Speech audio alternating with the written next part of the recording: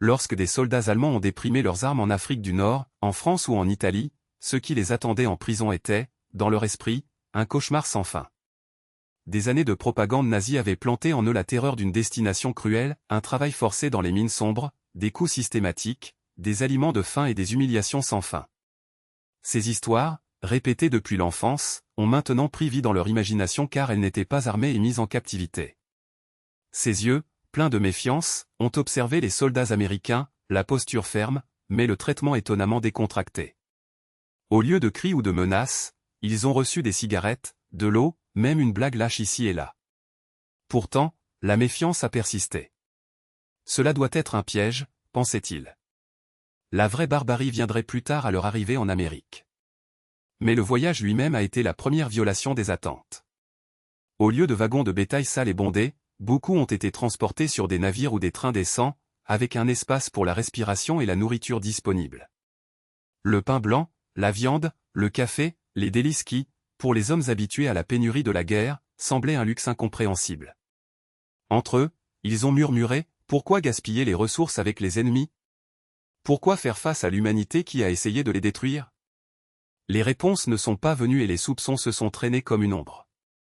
Certains pensaient même qu'ils étaient engraissés pour des expériences macabres, si enracinées étaient les légendes d'horreur qu'ils ont entendues à la maison. Alors que l'Atlantique s'étendait devant eux, un lourd silence reprend les criques.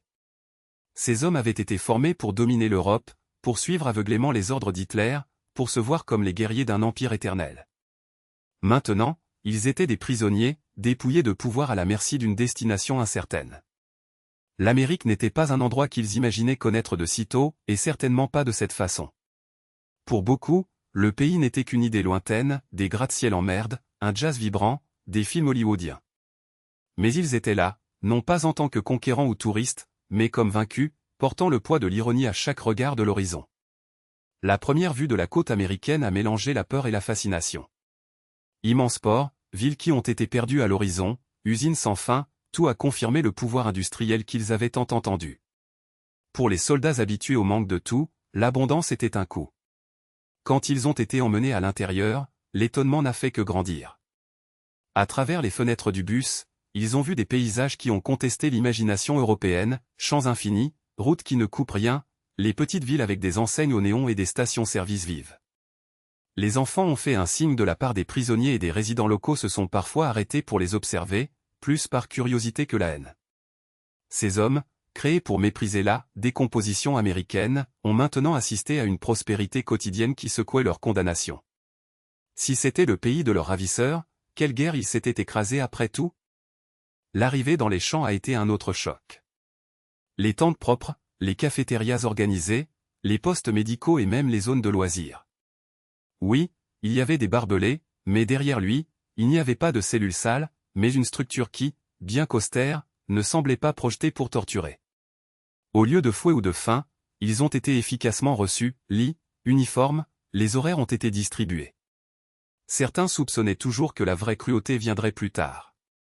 D'autres ont commencé à soupçonner que la force de l'Amérique n'était pas seulement dans leurs armes, mais dans une étrange capacité à traiter même les ennemis avec une dignité inattendue. Ce n'était que le début. Dans les semaines suivantes, chaque jour apporterait de nouvelles surprises, de nouvelles contradictions, des moments qui démontraient tout ce qu'ils pensaient de leurs ravisseurs. Même la première nuit, alors qu'ils se trouvaient dans des lits avec leur estomac, la fatigue les tirant pour dormir, les chuchotements ont parcouru l'hébergement. S'il s'agit d'une prison, que viendra ensuite? Aucun d'eux ne pouvait imaginer que la prochaine surprise ne se présenterait sous la forme d'un écran de cinéma illuminé dans l'obscurité. Les premiers jours dans les champs américains ont été un exercice en contraste. Ils se sont préparés aux cris, à la punition dégradante et à la faim constante. Au lieu de cela, ils ont trouvé l'ordre et la routine. Les appels étaient rigides, mais sans violence. Les gardes portaient des fusils, mais se parlaient souvent sans la haine qu'ils attendaient. Les clôtures étaient des barbelés, mais l'air portait l'odeur des aliments chauds de la cafétéria. À l'intérieur des tentes, des lits bien rangés, de vrais draps et même des radiateurs d'hiver. Ce n'était pas du luxe, mais des années-lumière loin de l'enfer qu'ils craignaient. Ce qui les rendait autrement stupéfaits, ce sont les repas. Rala et du pain dur étaient attendus, comme ceux que leurs propres civils ont subis en Allemagne en guerre. Mais dans les plateaux sont venues des portions généreuses, boulettes de viande, pommes de terre, haricots, café, lait, fruits parfois. C'était une abondance qui a remis en question la logique. Les hommes qui avaient combattu sur la glace en se nourrissant de pain noir et de bouillon à queue se voient maintenant face à des plats qui ressemblaient à des repas à domicile. Certains ont d'abord résisté, convaincus que la nourriture était empoisonnée, mais la faim a parlé plus fort et que le scepticisme a rapidement cédé la place à un silence reconnaissant. Les rumeurs se sont propagées, ici, ils nous nourrissent mieux que notre propre armée. Et ce n'était pas seulement la nourriture.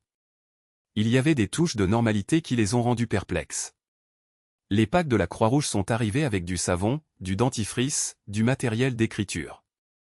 Les cliniques médicales ont traité les blessures et les maladies. Les gardes distribuaient des cigarettes et, dans certains domaines, il y avait de petites bibliothèques avec des livres et des journaux. Le plus surprenant, ils pourraient écrire des lettres à la maison, bien que censurées. Le simple fait de tenir un stylo et de recevoir des nouvelles de la famille ressemblait à un miracle, un fil qui les a reconnectés à un monde qu'ils ont trouvé perdu. La discipline existait, bien sûr. Les tentatives de s'échapper ont été punies, les horaires ont été strictement réalisés. Mais les sanctions impliquaient rarement une violence brutale, elles étaient généralement des confines temporaires. Les Américains semblaient plus intéressés à maintenir l'ordre qu'à infliger des souffrances. Cette approche les a déconcertés. Ils avaient été endoctrinés pour croire que les Américains se décomposaient des barbares, incapables de justice ou d'organisation. Cependant, ils vivaient maintenant en vertu de règles qui, bien que fermes, portaient une étrange notion d'équité. Ces champs n'ont pas été faits pour briser les hommes, mais pour les contenir. Même la structure physique reflète ceci, solide mais pas oppressive. D'autres sont restés immobiliers, comme s'ils craignaient que ce moment de légèreté soit un piège, une illusion soigneusement orchestrée pour saper leur résistance. Mais la magie de l'écran était implacable. Même les plus sceptiques ont été traînés par le récit, la musique, le rythme d'un monde qui, jusque-là, existait dans des caricatures grotesques peintes par la propagande nazie. Les films n'étaient pas des choix aléatoires. Il y avait une stratégie derrière ces rouleaux celluloïdes. Les Américains savaient exactement ce qu'ils faisaient. Parmi les westerns et les comédies pastellanes, ils ont glissé des productions plus subtiles, des histoires d'immigrants qui ont prospéré, des communautés unies, d'un pays qui, malgré leurs défauts, semblait fonctionner. Ce n'était pas une lourde propagande, mais une séduction lente laisse tomber la goutte. Les prisonniers ont ri de Charlie Chaplin, mais ils ont également vu Casablanca, et là, entre Humphrey Bogart et Ingrid Bergman, il y avait quelque chose de plus dangereux que des balles, l'idée que l'Amérique pourrait être un lieu de principe, même au milieu de la guerre. Qu'il y avait des hommes prêts à sacrifier l'amour pour une plus grande cause. Cette liberté n'était pas seulement un slogan, mais quelque chose pour lequel les gens ordinaires se sont battus et sont morts. Les séances sont devenues attendues, des événements presque sacrés. Les hommes qui n'avaient pas souri depuis des mois ont discuté des parcelles, imité des extraits de dialogue, discuté de l'action. Tiens. Certains, les plus jeunes, ont commencé à rêver à haute voix, et si tout ce qu'ils nous apprenaient était un mensonge? D'autres, les plus hauts agents des brevets, ont tenté de contenir les dommages, leur rappelant le devoir, l'honneur, de fureur. Mais ces mots semblaient creux face aux preuves projetées à l'écran. Comment rivaliser avec l'éclat d'Hollywood alors que sa propre idéologie n'offrait que des cendres? Et puis est venu le coup final. Ce ne sont pas les films d'action ou les comédies musicales qui ont plus profondément secoué ces esprits endoctrinés, mais les actualités, les ciné-journaux qui ont précédé les expositions. Là, en noir et blanc brut, ils ne voyaient pas l'Amérique idéalisée des studios, mais les réels, les usines travaillant en plein essor, les femmes opérant, les machines en noir et blanc côte à côte sur les lignes de production, les enfants jouant dans les parcs tandis qu'en arrière-plan, des affiches ont appelé à des sacrifices pour la victoire. C'était la preuve visuelle d'une nation unie et prospère, travaillant. Pire encore, ils ont vu des images du front oriental, les camps de concentration libérés, les corps empilés à Bergen-Belsen. Certains détournent les yeux. D'autres ont vomi.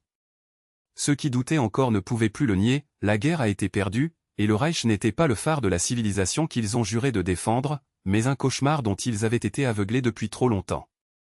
Les Américains n'avaient rien à dire. Les images parlaient pour elles-mêmes. Et quand les lumières s'allumaient, les prisonniers sont retournés dans leur tente en silence, portant un nouveau poids, pas la défaite, mais celle de la honte. Certains ont crié. D'autres ont écrit des lettres à domicile qu'ils n'enverraient jamais, confessant l'horreur qu'ils comprenaient maintenant. Peu résisaient encore, mais même ils ont senti le sol s'effondrer sous leurs pieds. Parce que la plus grande arme d'Américains n'était pas les fusils des gardes, ni les barbelés. C'était la vérité, servie à des doses homéopathiques, d'abord dans la nourriture complète, puis dans un traitement équitable, puis dans la culture qui les a séduits, et enfin dans la preuve brutale qu'ils avaient été trompés. Et quand un homme se rend compte que sa vie a été construite sur un mensonge, il n'y a pas de propagande au monde qui le convainc de continuer à se battre pour elle.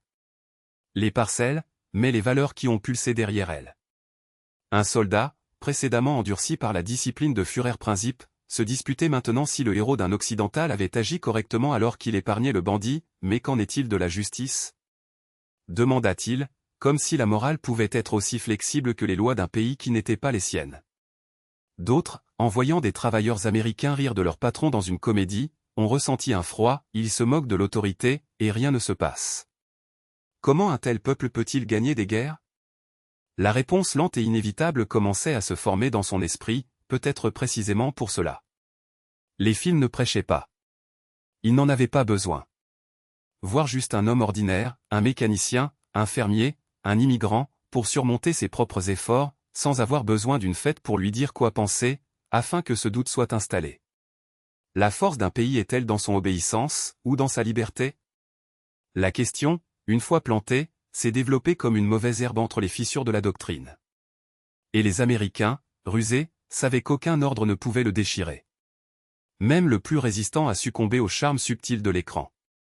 Un officier de Wehrmacht, qui a d'abord regardé les films avec ses bras croisés et son menton érigé, a été attrapé des semaines plus tard, riant d'une scène de soupe de canard des frères Marx, et pire, peu importe d'eux. Un autre, qui a juré de ne jamais céder à la propagande capitaliste, a commencé à attendre les nuits musicales, où les couleurs et la musique le transportaient dans un endroit où la guerre n'existait pas. C'est comme, pendant une heure, nous pouvions respirer, a-t-il avoué un compagnon, doucement, comme s'il trichait un secret. Et c'était vraiment une trahison, pas pour leurs camarades, pas dans la patrie qu'ils ont laissée, mais à leur propre version qu'ils avaient été forcés de croire. Parce que comment détester un ennemi qui, au lieu de les humilier, les a fait rire ?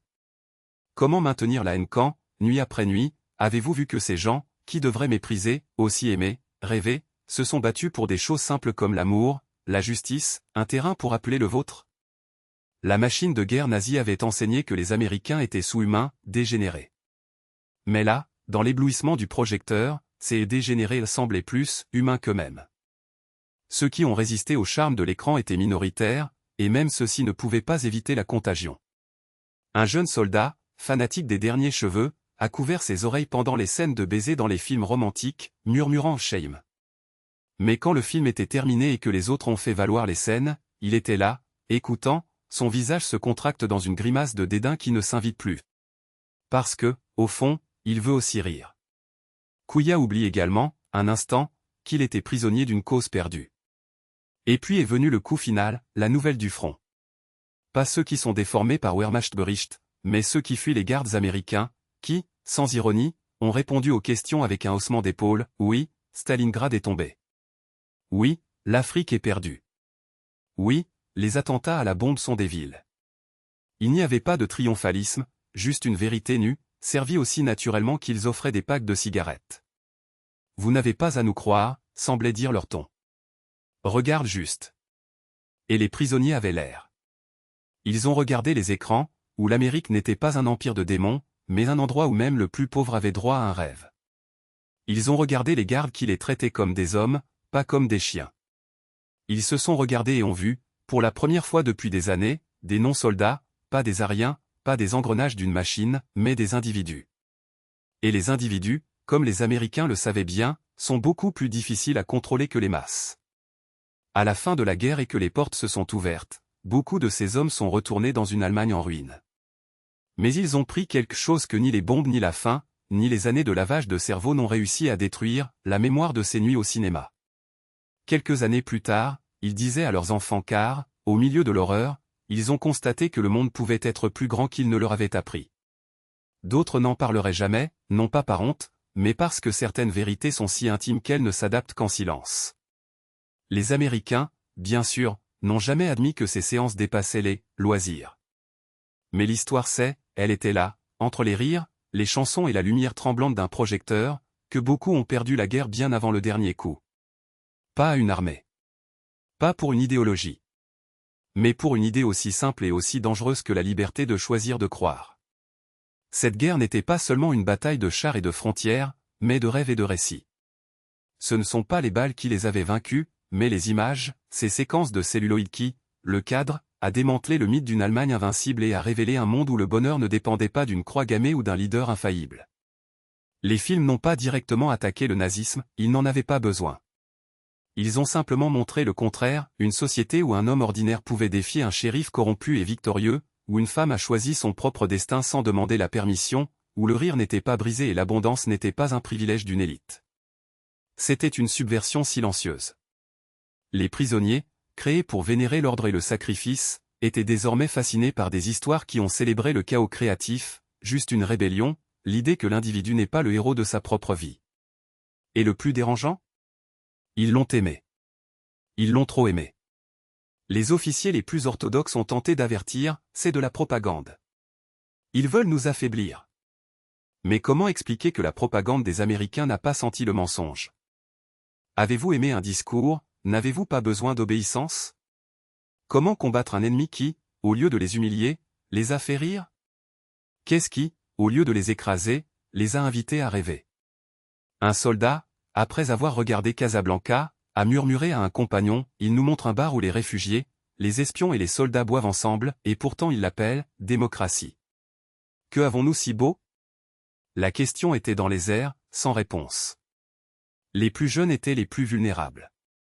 Les gars qui étaient entrés dans la guerre avec de trop grands uniformes pour leur corps maigre, qui a marché en chantant des hymnes de gloire, maintenant ils prenaient des silets de dialogue de Humphrey Bogart ou essayaient d'imiter la manière détendue de John Wayne. Certains osent même écrire des lettres en anglais, des mots maladroits mais chargés d'un désir presque interdit, « Je veux vivre comme ça ». Ce n'était pas une trahison. C'était quelque chose de pire, c'était un doute. Et le doute, dans un régime construit sur des certifications absolues, est la première étape vers la désertion de l'esprit. Lorsque les portes des champs ont finalement ouvert et elles ont été renvoyées à l'Allemagne dévastée, ils ont emporté avec eux plus que des cicatrices et des uniformes qualifiés. Ils portaient une mémoire dangereuse, qu'il y avait un endroit où la vie n'était pas un acte de survie, mais de création. Là où le bonheur n'était pas une récompense pour la loyauté aveugle, mais un droit, même un devoir. Certains, en marchant sur le sol allemand, ont senti le poids de la réalité les écraser, les villes des décombres, les visages affamés, le désespoir silencieux de ceux qui avaient tout parié sur un mensonge et perdu. Comment allons-nous reconstruire cela ? Ils se demandaient, tandis que des images d'entrepôts américains pleins de nourriture, des rues où les gens dansaient sans crainte, les ont poursuivis comme des fantômes.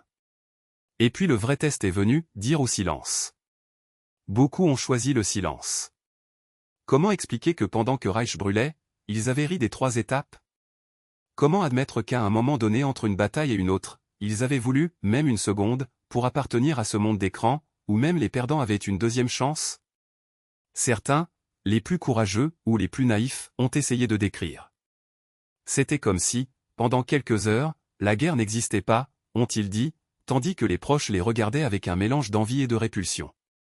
Ils nous ont traités comme des humains, ils en risquaient un autre, juste pour entendre en réponse, bien sûr, ils ont traité. Ils voulaient que vous oubliez qui ils sont. Mais les dégâts ont déjà été causés. Parce que les graines plantées par ces films ne mouraient pas si facilement. Dans des bars de fortune dans les décombres de Berlin, dans des fermes reconstruites en Bavière, des hommes qui avaient été des soldats du Reich chuchotent maintenant un avenir différent. Certains ont émigré. D'autres sont devenus discrets mais insistent des voix contre le fanatisme qui une King Europe à nouveau. Et tout le monde, d'une manière ou d'une autre, portait le souvenir de ce flash dans l'obscurité, la preuve que parfois la lumière la plus puissante ne vient pas d'un lieu de champ de bataille, mais d'un projecteur de n'importe quelle nuit où le monde extérieur semble s'effondrer, mais l'écran continue de briller. Les États-Unis n'étaient pas seulement une puissance d'acier et de feu, mais aussi de rêve et de celluloïd. Des années plus tard, interrogés sur les champs américains, les anciens combattants détaillent rarement les heures de travail ou la discipline militaire. Ses yeux brillent cependant lorsqu'ils se souvenaient des soirées cinéma. Pour eux, ces séances n'étaient pas une simple distraction, elles étaient respiratoires au milieu de la suffocation de la guerre, des fenêtres ouvertes à un monde qui n'existait pas encore, mais qui palpitait déjà à l'écran. L'héritage de ces chevaliers de la lumière à l'intérieur des barbelés est devenu l'un des héritages les plus surprenants du conflit pour ceux qui l'ont vécu. De nombreux anciens prisonniers ont gardé, aux côtés des cicatrices des batailles, l'image claire de l'épaule à l'épaule avec des compagnons, sous la conscience des gardes, perdus dans les histoires qui ont défilé devant eux. C'était une contradiction que je passerai pour toujours, ils avaient été ennemis de l'Amérique, et c'était précisément l'Amérique qui, au plus fort de sa victoire, leur a offert des moments d'humanité quand tout semblait perdu. Dans les interviews qui ont suivi, des décennies plus tard, le thème des films a refait surface comme un refrain. Certains ont ri en se souvenant de la comédie décorée des dialogues ou de la fascination pour les actrices qui n'imagineraient jamais savoir. D'autres, plus sérieux, ont avoué que ces rubans avaient été leur première fissure pour un univers au-delà de la propagande nazie, un endroit où le rire n'était pas un crime, où la créativité n'était pas étouffée, où l'individu avait toujours une voix. L'impact a transcendé la mémoire individuelle. Dans l'Allemagne d'après-guerre, en particulier dans les années de reconstruction, la culture américaine a commencé à s'infiltrer comme une marée lente mais irrésistible. Les anciens prisonniers, involontairement, sont devenus des ambassadeurs de ces moments volés, ils ont parlé aux familles et aux amis de l'humour, de la musique, des histoires plus grandes que de la vie, de la vitalité contagieuse d'Hollywood. Pour une génération allemande qui a grandi entre les décombres, ces rapports étaient des phares, non pas d'un empire gagnant, mais d'une société qui a osé rire de lui-même, qui a célébré l'imperfection, qui a même transformé la défaite en récit. Le plan Marshall a peut-être reconstruit les ponts et les usines, mais ce sont ces histoires, riant entre les fils barbelés, qui reconstruit l'imagination.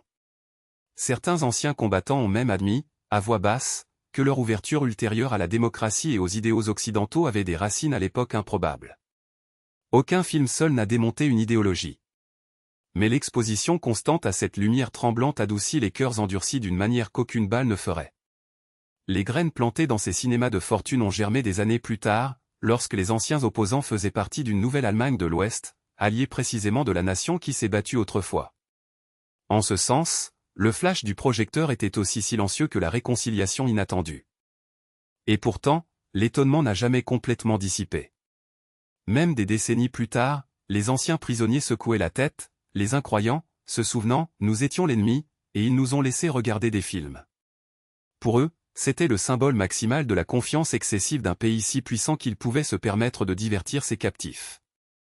Mais il y avait quelque chose de plus profond dans cette générosité apparente, la compréhension que la culture et l'imagination pouvaient être des armes aussi dévastatrices que des chars et des canons.